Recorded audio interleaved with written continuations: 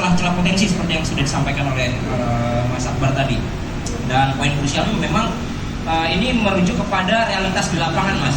Kalau misalnya kita lihat ya prosedur yang sudah ada saja tidak ditaati kayak gitu ya, apalagi dengan tawaran yang baru kayak gitu.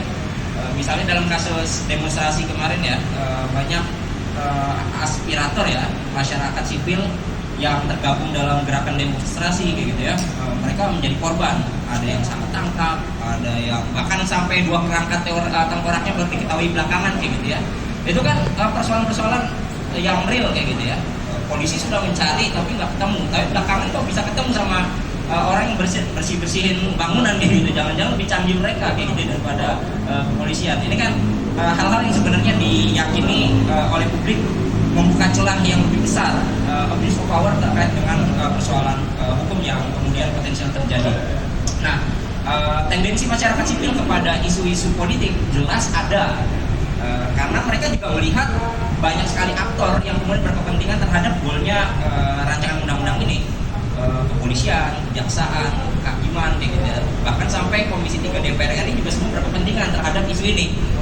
Jadi saya membayangkan ini benang kusut yang sangat kompleks dan nggak bisa sebenarnya satu seri diskusi semacam ini. Makanya tadi kan Mas Akbar membuat disclaimer, ini loh intinya kayak gitu. Karena membuat masyarakat paham, apalagi jangankan yang kelas menengah ke bawah, yang kalangan terdidik saja kita terkadang sulit untuk memberikan pemahaman. Nah, jadi dalam konteks ini sebenarnya upaya terstruktur, upaya-upaya edukasi politik itu sebenarnya bukan hanya menjadi domainnya perguruan tinggi, domainnya komunitas-komunitas, domainnya keluarga-keluarga kayak gitu kan. Itu juga menjadi sangat vital sebenarnya dalam konteks bagaimana mendorong publik supaya lebih terhadap potensi-potensi yang mungkin merugikan dia.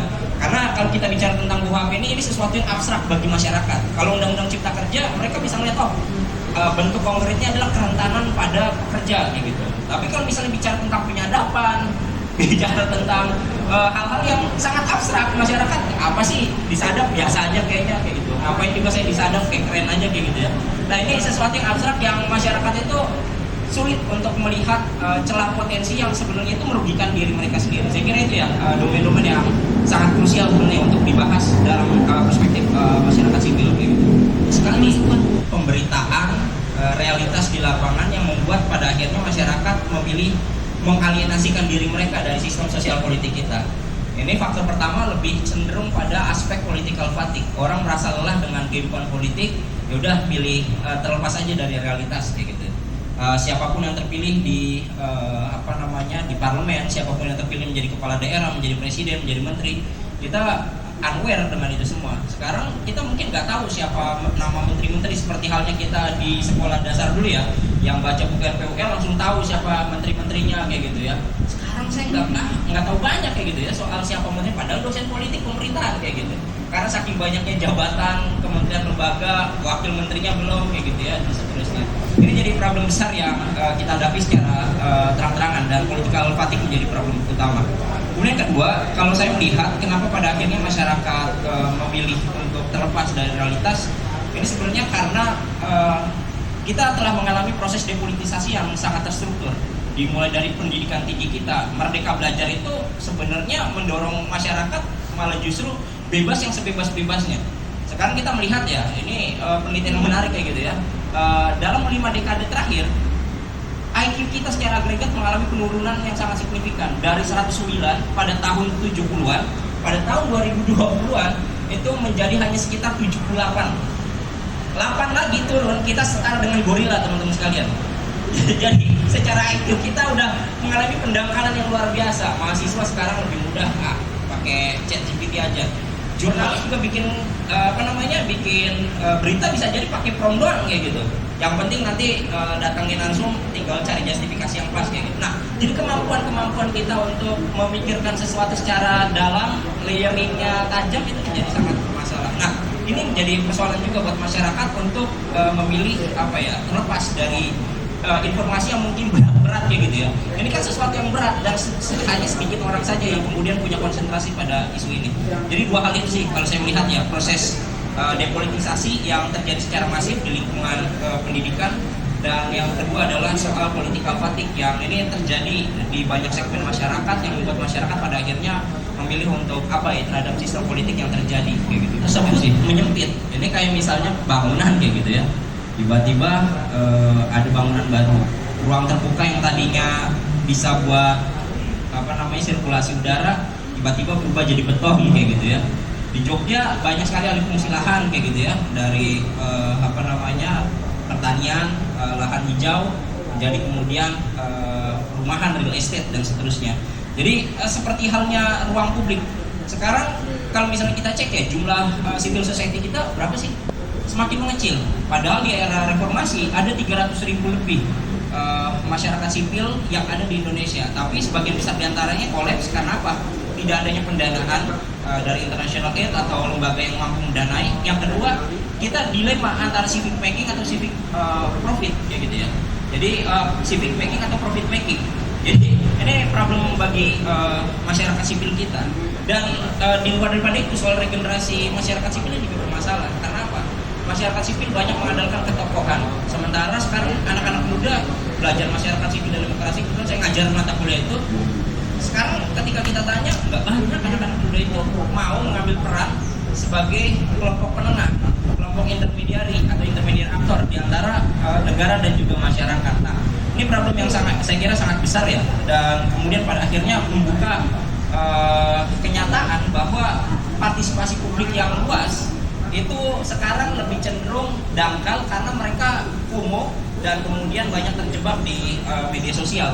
Memang kesannya heroik kayak gitu ya di media sosial, kita nge-tweet, nge-share, ikut komentar kayak gitu ya. Tapi di lapangannya sepi dari aktivitas nyata, tindakan nyata kayak gitu. Jadi saya kira perlu ya penguatan nilai-nilai kepublikan, kewargaan dalam banyak aspek kayak gitu ya. Dan saya kira pendidikan vulnerable groups itu dijadikan satu bank di mana dia tidak mendapatkan perlindungan. Ini sesuatu hal yang baru juga, dan sebenarnya kalau perlu kita apresiasi kan sebagian besar kita memprotes tentang kekurangan-kekurangan yang poin minusnya ya. Tetapi yang saya garis besarkan ada juga beberapa poin plus di mana hak korban, hak disabilitas, hak perempuan juga dilindungi. Itu satu hal. Tetapi apakah nanti kemudian bisa digunakan sebagai alat? Nah, kita bisa kategorikan tidak hanya KUHP, berbagai peraturan tidak sebagaimana mestinya bisa jadi sebagai alat. Nah, KUHP ini kita atur bagaimana sebagaimana mestinya. Rancangan KUHP diatur sedemikian rupa, diberikan batasan-batasan yang lebih rigid lagi agar tidak dapat digunakan sewenang-wenang. Bahkan dalam konteks ini, misalkan contoh penahanan ya, kita lihat dalam penahanan itu sebelumnya itu orang ditakutkan dia melarikan diri langsung ditahan. Tapi sekarang rancangan KUHP baru harus ada upaya melarikan diri tersebut baru ditahan. Nah, ini hal-hal yang kemudian perlu kita lihat secara komprehensif. Apakah kira-kira ini akan berdampak lebih bersifat positif atau lebih bersifat negatif? Tetapi memang tidak mudah. Tadi tujuan itu sendiri keadilan atau malah memang disalahgunakan. Itu yang satu hal. Nah, mungkin saya jawab dulu sederhana yang mungkin kita belum bahas dari awal. Kenapa sih KUHP ini harus disahkan? Karena kita punya KUHP yang disahkan tahun 2023 tapi berlaku 2 Januari 2026.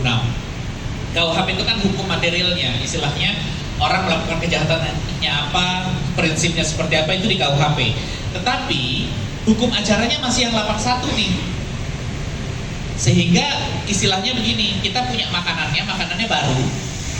Alat makanan yang lama bisa dipakai enggak? Ini kan menjadi pertanyaan. Padahal makanan yang baru ini memiliki paradigma yang berbeda. Secara sederhana KUHP baru itu menekankan bahwa penjara sebagai sarana terakhir untuk kejahatan-kejahatan di bawah 5 tahun. Sehingga tidak bisa semua orang itu dipenjara dalam konteks KUHP baru paradigmanya lah. Nah, ini KUHP-nya sesuai nggak? Makanya KUHP harus diberikan waktu juga untuk disahkan. Sekalipun idealnya KUHP dan KUHP ini seharusnya sama-sama disahkan 2023, jadi dibuat sebelumnya. Jadi nggak boleh tuh urutan. Kalau urutan, kelemahan dari ketika dia, ini kan kita kena pilpres ya kemarin.